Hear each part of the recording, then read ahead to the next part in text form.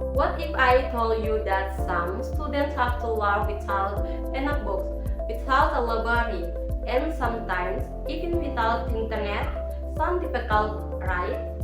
But this is the reality from many students in tricky areas including Maluku Barat Daya.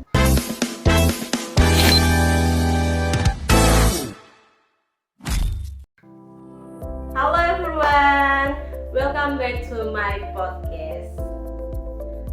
Let me introduce myself. My name is Basawi Nabiai.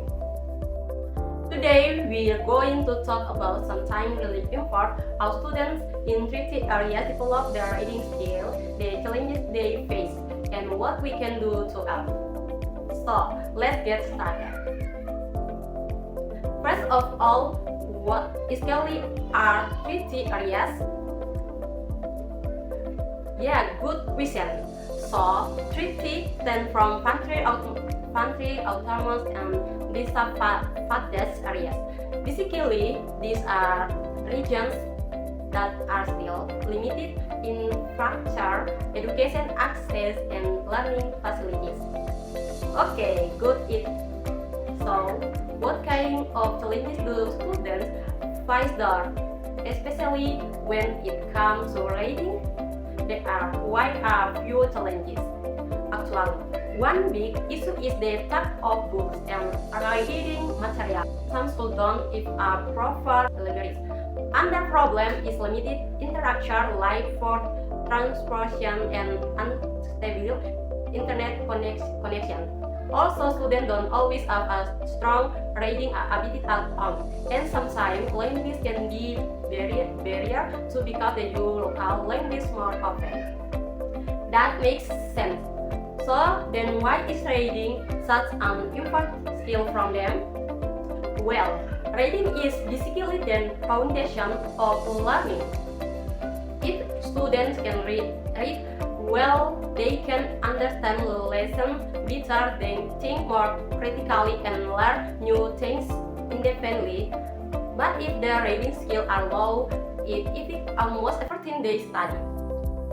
Alright, so what can teachers actually do to help improve this? There are some simple but effective strategies. From example, teacher can use contextualized learning, that meaning using reading material that are close to students' daily life, like stories about village life, fishing, or local tradition. They can also create small reading corners in the classroom, and activities like group reading or storytelling can make learning more fun and interactive. I like that idea. It sounds more relatable from the students, especially when students feel connected to what they are reading. They'll understand it faster and enjoy it more. It really helps build their motivation.